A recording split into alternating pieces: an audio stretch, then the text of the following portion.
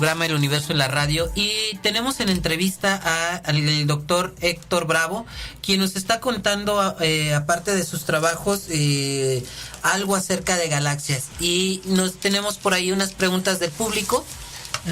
Muy buenas noches, doctor. Mire, ya se ha mencionado que actualmente ya hay galaxias que se han creado y que ya tienen una cierta edad, que incluso desde mucho tiempo. La pregunta que nos llegó del público ¿es posible que aún se estén formando galaxias? Esa es una muy buena pregunta. Te comento que, bueno, la disciplina, digamos, la rama de la astrofísica extragaláctica es relativamente joven. Esto, digamos, que se fundó a partir de los descubrimientos de Edwin Hubble en los años 1920, y un grupo enorme de trabajo, en el cual, por cierto, había bastantes mujeres. Y entonces el hecho de que sea una rama de estudio relativamente joven hizo que en las décadas que siguieron, e incluso hasta, diría yo, los años 60, 70, no se sabía cuál era la respuesta a esta pregunta que plantea el público. Se pensaba que podía haber galaxias muy jóvenes que estuvieran formándose actualmente. Justamente en esta área de trabajo, nuestro astrónomo más famoso en México, Guillermo Haro, tuvo un trabajo realmente notable. Él trabajó en el área que se conoce ahora como galaxias azules, que son galaxias del tipo de las nubes de Magallanes, en las cuales predominan sobre todo estrellas muy jóvenes. Cuando hablamos de muy jóvenes queremos decir estrellas que tienen unos pocos millones de años o hasta decenas de millones de años, comparados con estrellas viejitas como el Sol, que tienen miles de millones de años de vida. Bueno, resultó que se pensaba que esas galaxias eran muy jóvenes, hasta que con telescopios cada vez más sofisticados y con mayor sensibilidad, se fue encontrando que todas las galaxias, incluso las que parecían ser muy jóvenes por estar dominadas por estrellas muy azules y muy jóvenes, incluso ellas tenían una pequeña población de estrellas muy viejitas como la edad del Sol.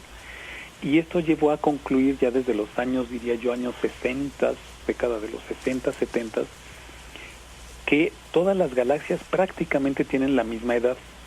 Y la diferencia fundamental, además de la masa, porque algunas son mucho más grandes, como M87 en el centro del cúmulo de Virgo y otras aún mayores, las galaxias pueden ser distintas en la masa, en su morfología, en la dinámica,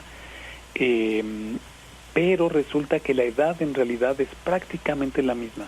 Y esto ha sido fundamental para entender la historia de evolución del universo entero. Entonces, hoy en día todavía algunos de nosotros, en particular tu servidor, que trabajo en particular con un arreglo de radiotelescopios que se llama, vamos a dejarlo como VLA, y que está en Estados Unidos. Uno de los estudios que llevamos a cabo es la detección de gas de hidrógeno atómico asociado a las galaxias. Y todavía estamos tratando de descubrir galaxias que sean, vamos a decirlo así, solamente gas, y que apenas vayan a comenzar a formar estrellas, o que tengan apenas una formación estelar muy reciente. Para decir la verdad, no se han detectado todavía este tipo de nubes protogalácticas, pero sería un descubrimiento fantástico. Entonces, mientras no se descubran, podemos decir actualmente que prácticamente todas las galaxias se han formado al mismo tiempo. Existen casos particulares, por ejemplo, en las colisiones de galaxias, que son colosales. Si tú imaginas dos sistemas con miles de millones de estrellas que de pronto se encuentran en algún lugar del universo, y es una conflagración fabulosa, en ellas la distribución de gas, si alguna de ellas es espiral y tiene una gran cantidad de gas, este gas que sale expelido en colas y puentes, a menudo forma regiones en donde se están produciendo estrellas nuevas, Y si la masa es suficientemente grande, esto significa unas 10 a la 7, 10 a la 8, hablamos de 100 millones de veces la masa del Sol, pueden empezar a ser catalogadas como galaxias nuevas. Se les suele denominar galaxias enanas ultra compactas. Y es todo un campo de estudio fascinante, por cierto. Estas, digamos que podríamos decir que son las galaxias de más reciente formación, pero que se producen a partir de un fenómeno muy particular que es la colisión de galaxias. Pero digamos que espontáneamente en el universo, las galaxias se formaron en una época bien determinada, que fue cuando el universo realmente era muy, muy joven. Y ahora, aquí quiero hacer un poco de publicidad. El radiotelescopio construido aquí en México, que se ubica en el estado de Puebla, el GTM, es capaz de estudiar mediante luz en la longitud de onda de los milímetros, es capaz de observar galaxias a muy, muy alto corrimiento al rojo, es decir, las vemos como eran en sus primeras etapas de formación. Y esto está abriendo realmente, está respondiendo preguntas interesantísimas. Héctor, nos mencionabas actualmente algo acerca de galaxia espiral, y otro tipo de formaciones. Nos llega aquí una pregunta del público que nos dicen, ¿nos podrían decir cuántos tipos de galaxia existen? Bueno, allí depende un poquito de la clasificación de la que estemos hablando. La clasificación más, vamos a decirlo así, más utilizada tiene que ver con la forma. De hecho, se llama una clasificación morfológica y depende de la forma que tenían las galaxias observadas en imágenes directas, placas fotográficas que vienen no solamente desde el siglo XX, incluso antes. Y ahí ya se habían dado cuenta que había estructuras que tenían una espiralita, de hecho parecido como cuando vemos un mapa climático y hay un huracán, la estructura espiral es muy semejante entre la de un huracán y una galaxia espiral. De hecho, la física está intrínsecamente relacionada en ambos fenómenos. Incluso en la taza de café, la espumita, si ustedes giran la cuchara, van a generar un patrón espiral similar.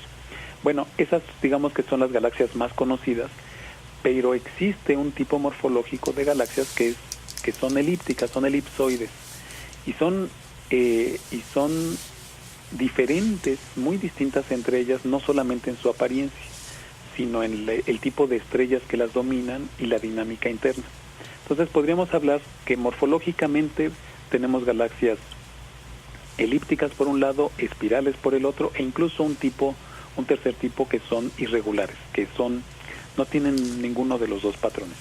Pero hay otro tipo de clasificaciones, por ejemplo, que apareció también en los años 60, 70, a partir de observaciones en radio, donde nos dimos cuenta que algunas galaxias emiten una cantidad de energía desde el núcleo extremadamente elevada.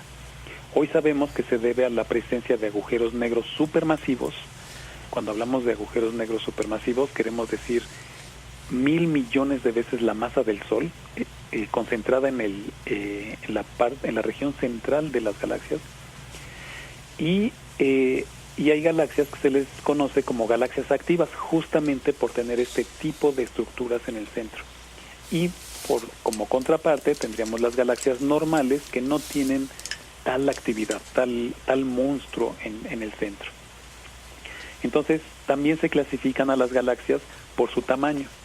Galaxias gigantes que pueden ser espirales como la Vía Láctea y aún mayores, y galaxias enanas que pueden tener una centésima, a veces hasta una milésima de la masa de la Vía Láctea. Entonces hay muchos tipos de clasificaciones dependiendo la fenomenología que queremos estudiar. De hecho existe una taxonomía de las galaxias, igual que existe con las estrellas y ahora existe también con los planetas. Pero es un tema y una pregunta muy interesante. Doctor Héctor, tenemos que ir a nuestro último corte de esta noche, pero enseguida estamos con usted. Les recordamos a nuestro público que los números en cabina son el 128-8384 y el 128-8385. También estamos en redes sociales como Club de Astronomía de la Facultad de Ciencias y en Twitter como @astroclubfc. Regresamos.